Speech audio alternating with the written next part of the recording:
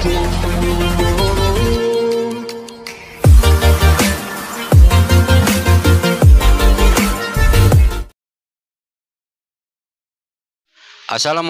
warahmatullahi wabarakatuh. Semangat pagi, sedulur Kudus dan sekitarnya. Jumpa lagi dengan saya Tumenggung Fikri, juru kunci pojok kota Kretek. Masih tetap bersama centininews.co.id. Kita akan terus memahamkan masyarakat dengan dialog. Masyarakat Kudus dan sekitarnya, beberapa mungkin hari atau minggu yang lalu kita telah menyaksikan hingar-bingar peringatan atau perayaan Harlah Jam'iyah Nahdlatul Ulama yang ke-100 tahun atau 1 abad. Tentu baik di tingkat ranting, anak cabang, wilayah, bahkan di tingkat pusat, gairah untuk meramaikan dan merayakan Nahdlatul Ulama yang ke-100 tahun ini begitu luar biasa ya. Ya mungkin kita hari ini akan sedikit berbincang terkait dengan NU yang usianya sudah mencapai 1 abad. Sudah hadir bersama saya Bapak Dr. Sayhan Mohid SAG MPD. Beliau adalah pemerhati pendidikan dan sosial keagamaan dan dosen di IAIN Wali Songo Semarang. Di UIN. Di UIN sekarang ya. UIN. Sekarang ya. UIN ya. Sudah lama UIN. Ya, Universitas Negeri Islam Negeri. Ya, Pak Sayhan, kita sudah tahu bahwa NU sekarang ini usianya sudah 1 abad ya, atau 100 tahun. Menurut Pak Sayhan, apa yang harus dilakukan NU di usianya yang ke-100 tahun ini? Ya, terima kasih. Assalamualaikum warahmatullahi wabarakatuh. Pemirsa Centini dimanapun berada, dan terutama sahabat saya Kang Fikri yang saya hormati. Pada saat ini alhamdulillah saya bisa bersilaturahim bersama masyarakat Kudus minimal ya, dan juga di luar Kudus. Nah, momentum kali ini adalah tadi Kang Fikri sudah menanyakan momentum 1 abad Nahdlatul Ulama. 1 abad itu ketika dihitung dengan tahun Hijriyah kan kira-kira itu. Kalau Masehi memang belum ya. Masehi itu 1 abadnya tahun berarti 2026 atau 2025 ya. Tapi kalau Hijriyah memang sudah mendekati 1 abad ini. Nah, oke lah, perdebatan tahun Hijriyah dan Masehi saya pikir nggak perlu diperdebatkan. Tetapi hakikatnya memang NU sudah memasuki, ya minimal sudah menjelang 1 abad. 1 abad adalah 100 tahun. Ibarat manusia itu sudah tidak tua lagi. Ya. Ibarat sebuah bangsa juga sudah tidak muda lagi. 1 abad itu sewaktu yang cukup panjang. Nah, maka konsekuensinya NU ini kalau kita ingin membawa atau mengetahui NU itu, apalagi sekarang ini momentumnya dengan Hari Kemerdekaan, ya, Hari Kemerdekaan. Maka yang pertama kita sadari bahwa bagi kita warga NU itu harus sadar bahwa NU kelahirannya itu tidak bisa dilepaskan dari yang namanya kemerdekaan, gitu ya. Karena tokoh-tokoh ulama NU, Mbah Hasyim Asy'ari, Mbah Bisri Samsuri, Mbah Wahab dan lain sebagainya itu memang sangat berperan di kemerdekaan. Di Kudus juga ada Romo Kiai Raden Asnawi yang itu juga ikut juga. Nah, maka ketika bicara kemerdekaan, orang NU harus sudah fasih, tidak usah ragu-ragu bahwa kemerdekaan itu adalah perjuangan besar, kontribusi NU sangat besar dalam itu. Nah, ketika setelah kemerdekaan, ketika sudah merdeka itu Belanda masih mau kembali lagi, ada nikah yang bonceng gitu ya. Itu kemudian melahirkan ada peperangan lagi. Itu kan juga NU sangat besar perannya itu. Sehingga waktu itu saya masih ketika membaca buku, saya lupa judulnya itu Pak Karno waktu itu tahun 1948 atau 47 gitu ya, setelah kemerdekaan itu, ketika Belanda mau kembali lagi, Pak Karno itu langsung menghubungi Mbah Hasim. Ini yang menarik itu. Pak Karno itu minta pendapat kepada Khodrat Syekh Mbah Hasim Asy'ari. Kira-kira pertanyaannya begini, ini bahasa saya ya. Minta pendapat bagaimana hukumnya membela tanah air dan melawan penjajah. Pak Karno saya mengatakan begini, Yai, yang saya tanyakan hukumnya membela negara, tanah air, bukan membela agama, bukan membela Islam, bukan membela tauhid. Hukumnya membela tanah air ada enggak? Makna ini artinya jadi spesifik dalam ya. konteks nasionalisme, Pak Karno itu sebagai seorang presiden itu hebatnya apa? Tidak mau merekayasa menjual belikan agama. Terus terang, ini yang dibela bukan agama, bukan Islam, tetapi yang dibela adalah tanah air. Tanah air ya. Kemudian Mbah Hasim mengumpulkan ulama-ulama di Jawa Timur itu, kemudian singkat cerita menghasilkan yang namanya resolusi jihad. Itu kan ada 3 poin besar itu yang kemudian dijadikan hari santri sekarang ini 22 Oktober kalau nggak salah ya. Itu ada 3 poin. Itu adalah fatwanya kiai-kiai yang dipelopori Mbah Hasim Asy'ari. 3 poin resolusi jihad itu, yang pertama bahwa orang Indonesia laki perempuan itu harus melawan orang kafir yang jajah Indonesia. Orang kafir yang jajah Indonesia kalimatnya itu. Karena Belanda kan waktu itu memang orang kafir semua. Gitu ya. Nggak ada yang Islam gitu ya. Artinya penjajah gitu loh ya. Yang kedua, bagi orang yang ikut melawan penjajah kemudian meninggal, itu hukumnya mati syahid, syuhada. Itu isi resolusi. Fatwanya seperti itu ya. Yang ketiga, apabila ada orang Indonesia, ini yang menarik juga. Ada orang Indonesia yang mereka bergabung kepada para penjajah, itu ditermasuk pengkhianat bangsa dan dihukum itu layak diberi hukuman mati.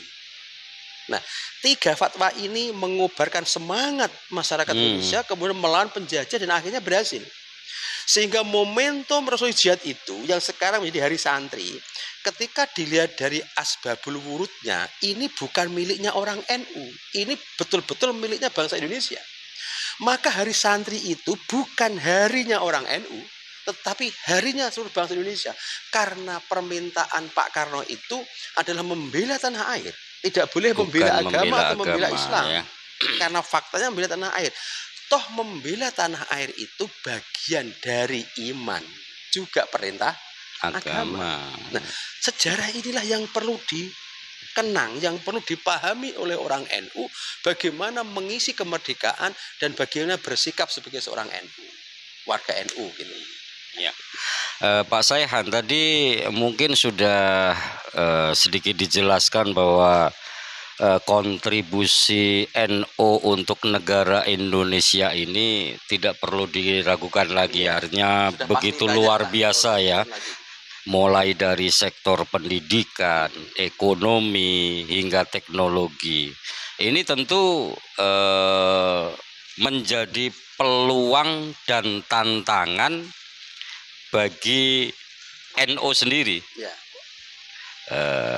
Mungkin bisa dijelaskan korelasi atau titik singgung antara NU dengan kemerdekaan saat itu dan mungkin dalam rangka mengisi kemerdekaan tersebut. Ya. Jadi begini, kita kembali kepada istilah NU ya. NU itu kan Nahdlatul Ulama. Satu ini ya, saya bisa mengatakan begini Kang. Satu-satunya organisasi sosial keagamaan yang secara eksplisit di ADART menyebut berprinsip ahli sunnah wal jamaah itu NU. Kalau sekarang mungkin ada ya, beberapa ormas yang baru itu ada, tetapi kan itu mungkin ya karena ada kepentingan tersendiri gitu ya. Tapi dari awalnya NU yang menyebut dirinya organisasi yang berprinsip ahli sunnah wal jamaah. Pertanyaan sekarang ini, apa sih aswaja itu gitu? Ini nanti akan dekat dengan kemerdekaan itu loh.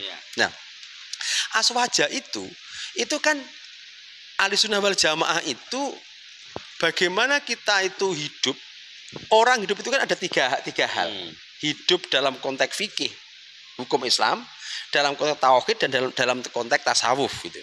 Nah, ketika hidup dalam konteks hukum Islam, aswaja itu dalam hukum Islam itu caranya sholat, caranya puasa, caranya haji, caranya makan, minum itu menggunakan madhabnya Imam Syafi'i.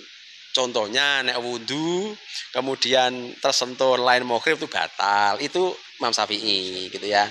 Anjing najis itu Imam Syafi'i. Kalau yang lain bisa beda. Sholat bergerak 3 kali berturut-turut itu sudah batal. Ini Syafi'i. Kemudian tarawih 20 rakaat. Ya, pakai kunut subuh pakai kunut itu kan Syafi'i. Itulah pola kita kayak gitu dalam konteks ibadah atau hukum Islam. Dalam konteks tauhid itu menggunakan tauhidnya Al-Asy'ari. Apa tauhidnya Asy'ari itu? Percaya kepada Allah, tetapi tidak semuanya diserahkan kepada Allah. Ada konsep ikhtiar atau kasab. Maka orang NU itu, aswaja itu, orang itu kalau ingin sukses tidak bisa hanya doa tok, tapi perlu usaha. Itu namanya ahli sunnah. Kepengen kaya ya kudu kerja, bangun usaha dan berdoa gitu loh. Maka orang aswaja itu ikhtiar dan tawakal harus bareng. Nah, yang ketiga tasawuf.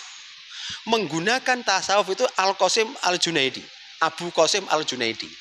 Tasawuf itu Al-Junaidi itu adalah tasawuf yang sangat moderat. Artinya, ketika kita dekat kepada Allah, itu jangan sampai kita itu melupakan dunia. Kalau kita sudah dekat kepada Allah, jangan melupakan manusia. Ini tasawufnya Al-Junaidi itu. Maka walaupun kita sudah ibadahnya hebat sekali, tapi harus ikut persoalan sosial, kebangsaan, masalah sosial kemasyarakatan harus dilakukan. Nah, itu dijadikan prinsipnya NU. Maka orang NU itu intinya mengenal kata yang namanya moderat. Tasamuh, tawazun, iktidal itu ya. Ini konsep NU. Maka dalam konteks kemerdekaan ini, mestinya kemerdekaan itu bagi orang NU itu wajib mengisi dengan cara-cara yang tepat. Jangan hanya terjebak kemerdekaan itu hanya diisi dengan mengibarkan bendera, masang umbul-umbul, panjat pinang gitu ya, makan kerupuk gitu. Itu iya, tetapi jangan terjebak dengan itu. Karena kita semua sadar, kita semua yakin bahwa Mbah Hasyim Asy'ari dan ulama-ulama yang lain itu ketika merebut kemerdekaan tidak ingin hanya kepengen masang umbul-umbul. Saya nggak percaya itu.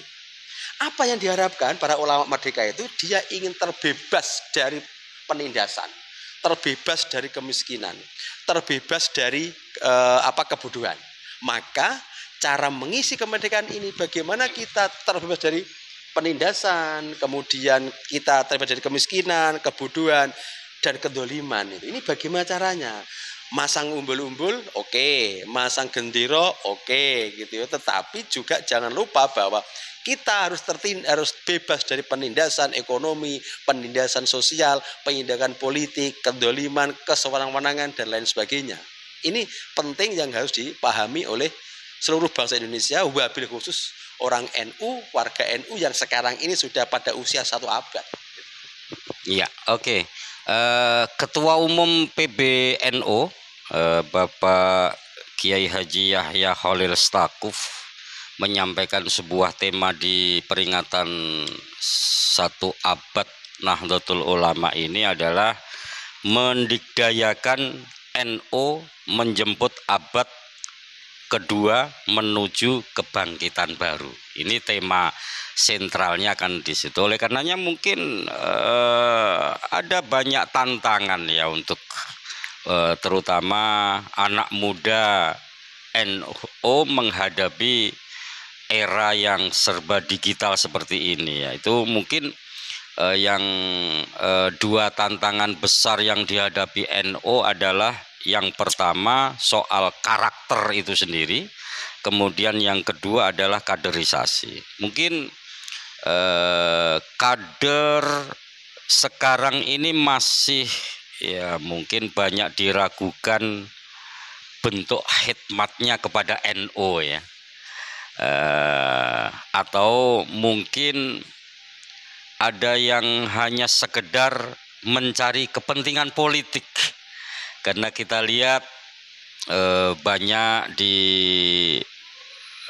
beberapa kegiatan kemarin ini banyak pejabat-pejabat ini yang mendadak NU. Yang penting di peringatan itu pakai batik NU, kemudian pakai peci ala NU. Ini seperti apa Pak? Saya akan melihatnya ini. Ya, jadi bagi saya yang perlu pertama kali direorientasi gitu Mas ya. Yang perlu diluruskan dalam orientasi perjuangan NU menuju abad kedua ini, yang pertama adalah gerakan politik. Ya, menurut saya. Gerakan politik ini bagi saya itu ketika bicara politik ada 3 macam politik. Yang pertama politik naluri. Politik yang sifatnya personal. Setiap kebutuhan, setiap upaya yang diinginkan oleh setiap orang itu politik naluri. Kita sekolah, kita nikah, kita bekerja, ini kita berkeluarga, ini politik. Nah, politik naluri. Semua orang pasti melakukan itu. Dan itu fine-fine aja, politik itu baik-baik saja. Yang kedua adalah politik praktis, kekuasaan. Ini yang memang cenderung banyak penyelewengan, banyak penipuan, banyak manipulasi ketika bicara politik kekuasaan itu. Nah, yang ketiga politik kebangsaan. Ini adalah bagaimana kita berupaya untuk menyadarkan masyarakat terhadap hak dan kewajiban di dalam hidup bermasyarakat. Nah, di mana peran NU itu? Bagi saya NU yang paling tepat, gitu kan?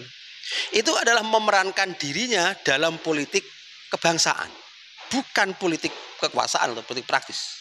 Ya. Bagaimana NU itu membantu menyadarkan bangsa Indonesia itu sadar akan hak dan kewajibannya. Sadar membayar pajak, sadar taat hukum, ya, sadar menjalankan tugas sesuai dengan tupoksinya. Bagaimana sadar itu? Ini yang terpenting adalah politik kebangsaan.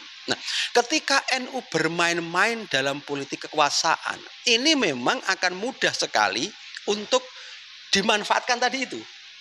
Ya, sehingga orang hanya pura-pura NU, banyak pejabat yang mendadak NU itu banyak gitu ya. Karena politik kekuasaan gitu. Karena kita kadang-kadang masih ada orang begini, Kang. Orang menganggap NU itu akan besar ketika punya kekuasaan. Ya, dia lupa dengan sejarah itu. NU besar sampai seperti ini itu dari sejak lahirnya itu tidak pernah punya kekuasaan. Justru NU itu hebat karena terpisah dengan kekuasaan. Sama begitu.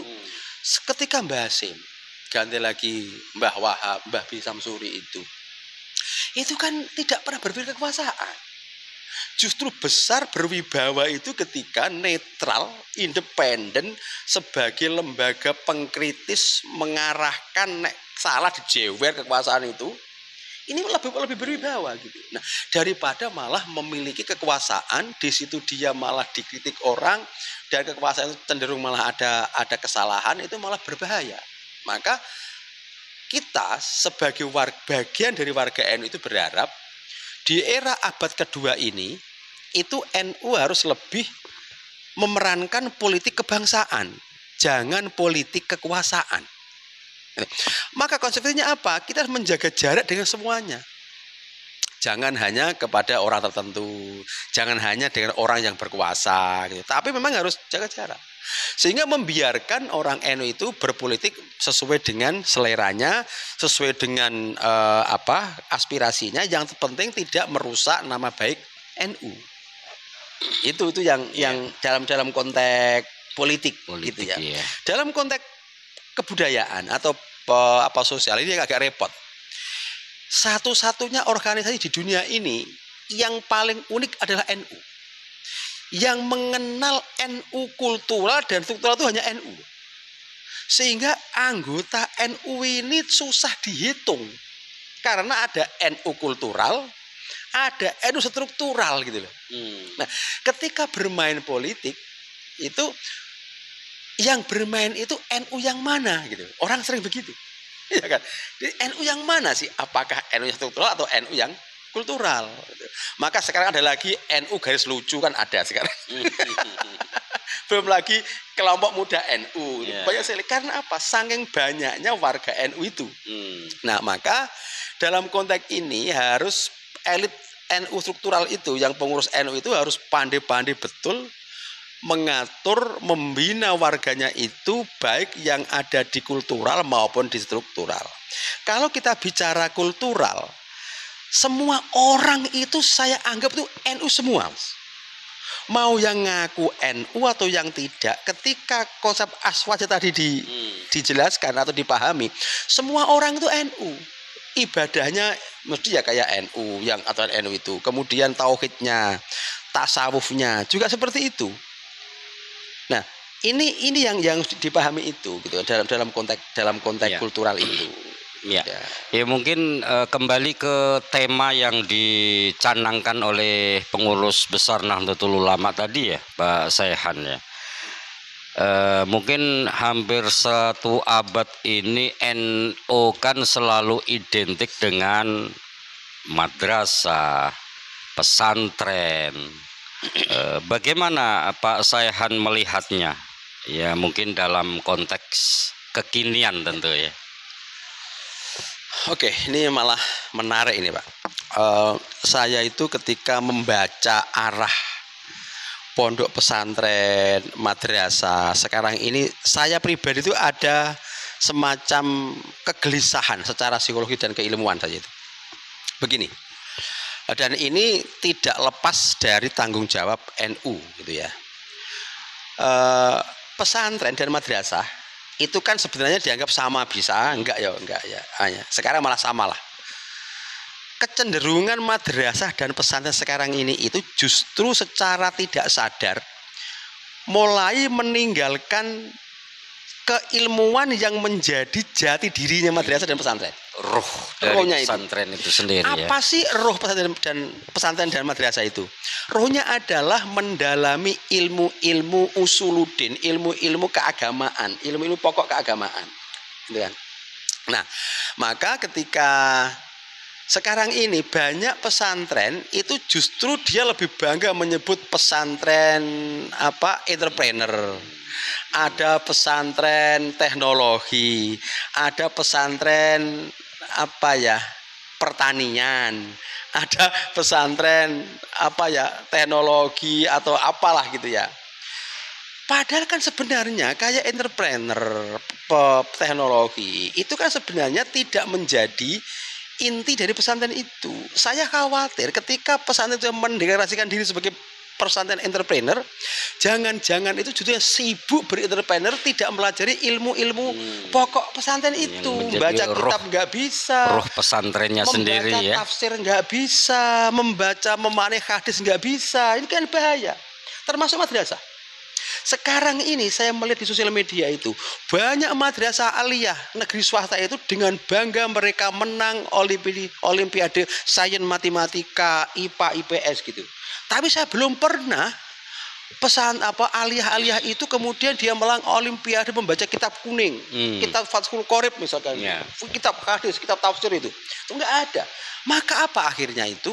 Lulusan madrasah dan pesantren itu mereka mungkin bisa entrepreneur, dia bisa teknologi, dia bisa IPA matematika, tetapi suruh baca Al-Qur'an aja masih kurang pas. Apalagi tafsirnya. Membaca kitab kuning nggak bisa.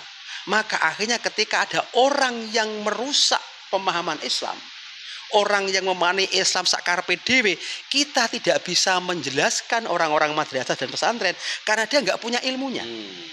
Saya berharap punya keinginan idealisme itu. Lulusan pesantren dan madrasah itu minimal figurnya kayak Gus Baha itu. Yeah. Gus Baha itulah profil pesantren, profil madrasah yang paling ideal untuk kita.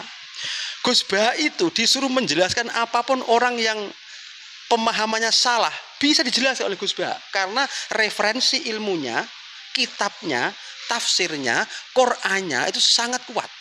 Nah, jangan malah kita itu misalnya, maka sekarang ini orang-orang dari kimia, sarjana kimia, mahasiswa kedokteran, para dokter itu dia begitu berani menafsiri Al-Qur'an. Dia dengan sangat pede menjadi mubalek menafsirkan Al-Qur'an ayat ini. Dia nggak punya kemampuan itu. Seharusnya yang punya kemampuan dan punya kewenangan menafsirkan ayat atau hadis orang-orang pesantren, orang-orang madrasah. Nah sekarang kalau madrasah sudah yang dipelajari IPA, matematika, kemudian robotik gitu. Yang pesantrennya sudah entrepreneur, pesantren riset, pesantren pertanian. Lupa baca kitab apa dia. Tafsir nggak kenal, kitab hadis nggak kenal, maka secara pelan-pelan ini justru inilah merongrong agama Islam. Lama-lama dalam waktu 10 tahun, 20 tahun, 50 tahun yang akan datang, tidak ada orang Islam yang ahli ilmu Islam. Maka akhirnya orang-orang yang nggak paham Islam itu, sarjana teknik, sarjana kimia, sarjana matematika, mereka kemudian membaca terjemah buletin itu, kemudian memaknai ayat, sehingga sering yang tersesat pemahaman itu. Memahami makna khalifah dianggap khilafah gitu ya. Yang syariat Islam dipahami ya kurang pas gitu. Ini yang menjadi problem gitu loh. Nah, ini tantangan NU bagaimana kita menyadarkan mari pesantren, madrasah back to basic, kembali kepada ilmu yang asalnya itu adalah mendalami ilmu agama karena sekarang ini krisis ilmuwan agama. Loh, orang-orang yang kuliah di IAIN itu, yang alumni aliyah itu rata-rata aliyahnya apa? IPA, IPS, sehingga dia tidak kenal yang namanya usul fikih, mustalah hadis, ilmu tafsir dia nggak paham itu. Lulusan IAIN, Uinstein itu. Ya kami tidak menyalahkan siapa-siapa karena dia waktu aliyah ya dipelajari itu. Sekarang itu aliyah yang ilmu agama itu sedikit sekali peminatnya sedikit sekali, dia lebih itu. Nah, tetapi juga saya kadang menyayangkan pesantren itu berlomba-lomba menggeser kepada, saya nggak tahu kenapa, apa orientasinya gitu ya, pesantren pertanian, pesantren ekonomi, wirausaha gitu ya. Itu kan mestinya jangan jadikan ikon gitu ya, itu sampingan secara informal saja. Ya mungkin mengikuti permintaan pasar barangkali ya. Justru kalau kita sadar pasarnya pesantren itu adalah ilmu-ilmu keagamaan. Sekarang bangsa Indonesia sekarang ini Mas, dengan gugatan-gugatan orang yang mempermainkan agama, orang yang memaknai agama yang ngawur itu, siapa yang bisa menjelaskan? Apakah dengan entrepreneur? Apakah dengan IT? Nggak bisa, hanya dia terangkan bagaimana cara memahami dan menafsirkan Al-Quran, dan itu dipelajari ketika di pesantren atau di madrasah. Iya, oke. Mungkin apa yang sudah diungkapkan oleh Pak Sayhan terkait dengan tantangan generasi muda NU setelah NU ini berusia 1 abad itu begitu luar biasa ya. Artinya pesantren harus back to basic, kembali ke ruh awalnya adalah belajar ilmu agama, kan begitu. Pak Sayhan, mungkin di Indonesia ini selain NU kan ada organisasi keagamaan besar juga lah seperti Muhammadiyah ya. Sejauh ini menurut Pak Saihan ini sebenarnya perbedaan yang signifikan antara organisasi Jam'iyah Nahdlatul Ulama dengan Muhammadiyah ini sebenarnya apa? Ya. Artinya sering di masyarakat kan mungkin yang karena referensinya kurang pada akhirnya sudah menjustifikasi seperti ini dan lain-lain. Sebenarnya apa perbedaan esensial yang dimiliki oleh NU dan Muhammadiyah itu? Ya, kalau saya menganalisis dari sisi keormasan gitu, menurut saya kok NU dan Muhammadiyah itu dalam konteks ubudiyah, dalam konteks ibadah, tiga tadi itu, bagaimana dalam bidang hukum Islam, tauhid dan tasawuf, itu tidak ada bedanya antara NU dan Muhammadiyah. Karena orang-orang Muhammadiyah pun juga tauhidnya juga mengenal masalah kasab, ikhtiar. Di dalam konteks tasawufnya juga mereka moderat. Nah, di dalam fikih juga mereka menggunakan salah satu di antara imam madhab dan juga banyak yang menggunakan Imam Syafi'i. Sama dalam konteks ubudiyah itu. Bedanya saya melihat NU Muhammad dan Muhammadiyah itu bedanya pada gerakan sosial dan politik. Bagaimana Muhammadiyah mengelola rumah sakit, mengelola lembaga pendidikan, mengelola panti asuhan, gitu, mengelola madrasah atau pendidikan, gitu ya. Dan bagaimana sikap politik terhadap kekuasaan itu berbeda memang, gitu ya. Maka kenapa berbeda? Karena memang dilihat dari asbabul wurudnya Muhammad dan NU berdiri itu berbeda memang gitu. Mbah Dahlan itu cara kasare itu kan Mbah Dahlan itu cara pandangnya orang kota, Mbah Hasim itu cara pandangnya karena ada di kampung. Itu bedanya kan kayak Mekah sama Madinah zaman dulu gitu loh. Zaman Rasulullah gitu kan. Maka perlakuan ayat Al-Qur'an turun di Mekah itu berbeda dengan di Madinah. Isi ayat Al-Quran turun di Mekah itu berbeda dengan di Madinah karena kondisi berbeda masyarakatnya.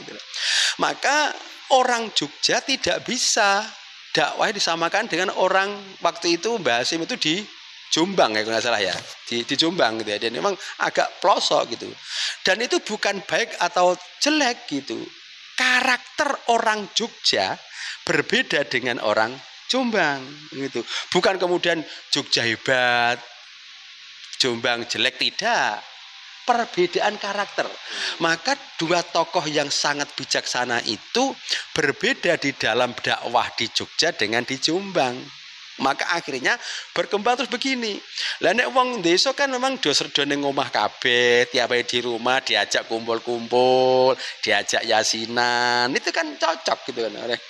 Di Jogja orangnya sibuk-sibuk gitu kan, melihat Mbah Dahlan itu ini kok wong doloro, ndak bisa ke rumah sakit, orang nggak bisa sekolah, jauh-jauh sekolahnya. Saya tak bikin sekolahan lah, saya bikin rumah sakit, gitu kan. Karena Jogja begitu, gitu loh. Maka dari awal Muhammadiyah itu sudah konsentrasi feelingnya itu pada pendidikan, kemudian rumah sakit, dan juga panti asuhan. Nah, orang di Jombang Mbah Hasim itu konsentrasinya itu bagaimana orang bisa kumpul, bisa guyup, bisa rukun. Apa cara yang paling efektif untuk mengguyupkan orang kampung itu? Dengan cara tahlilan, dengan cara selamatan, dengan cara ada orang meninggal diajak kumpul tahlilan itu. Ini kan sebenarnya cara saja sebenarnya, dan itu tidak bertentangan antara NU dan Muhammadiyah. Nah, maka kita harus bisa mendewasakan. Sudah tidak zamannya lagi pertentangan antara NU dan Muhammadiyah. Karena secara kultur ibadah itu sama. Hanya perbedaan adalah gerakan sosial. Karena memang asbabul wurudnya itu Mbah Dahlan dan Mbah Hasim itu berbeda dalam melihat masyarakat saat beliau itu berada di mana. Jogja dan Jombang itu memang saat itu kulturnya beda. Bukan sekarang ya, sekarang sudah sama lah ya. Itu masalahnya itu. Nah, perbedaannya itu, maka sekarang sudah tidak perlu dipertentangkan NU Muhammadiyah. Karena sebenarnya kalau kita mau fair, organisasi yang asli gitu, di Indonesia kan hanya dua sebenarnya, NU dan Muhammadiyah. Lainnya itu kan ya penjabaran lah, kira-kira begitu. Ya. Maka ketika dua ormas ini sudah memiliki visi yang sama dalam kebangsaan, selesai Indonesia. Selesai Indonesia.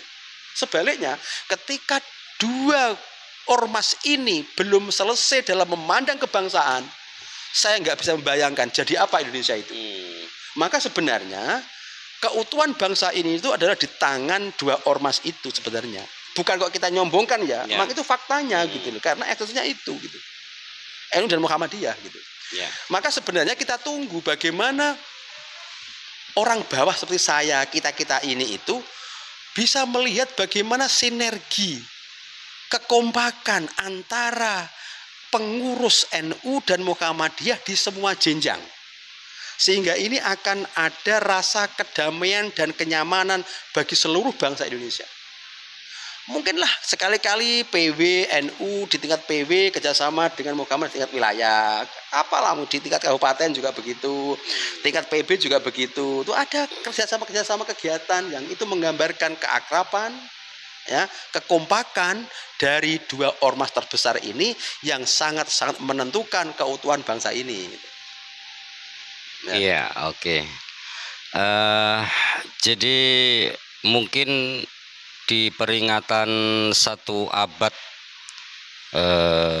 Nahdlatul Ulama ini bahwa tidak diragukan lagi bahwa NU ini adalah satu-satunya organisasi yang bertahan dengan segala perjalanan dimensi waktu. Bertahan semua kondisi apapun tetap eksis NU dan Muhammadiyah. Jadi kontribusi NU untuk negara kesatuan Republik Indonesia juga begitu besar dan begitu luar biasa. Oleh karenanya mungkin perbincangan kita tadi ada beberapa hal yang penting kita catat untuk para kader NU di semua daerah ya, bahwa memang tantangan dan peluang di era yang seperti sekarang ini memang harus betul-betul dipersiapkan oleh seluruh kader NU.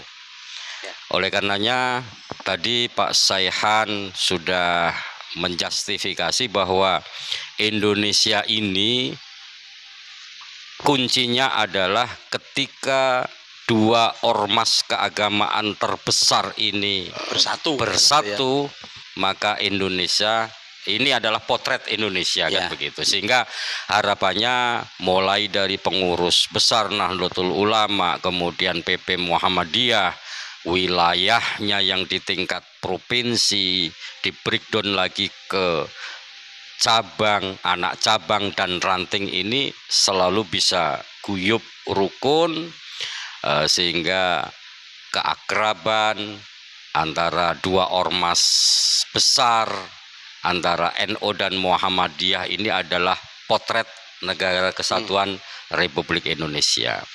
Terima kasih sedulur centininews.co.id. Kita akan terus memahamkan masyarakat dengan dialog seperti ini dengan tema-tema yang lain tentu ya. Terima kasih atas kebersamaannya. Tetap semangat. Assalamualaikum warahmatullahi wabarakatuh. Assalamualaikum.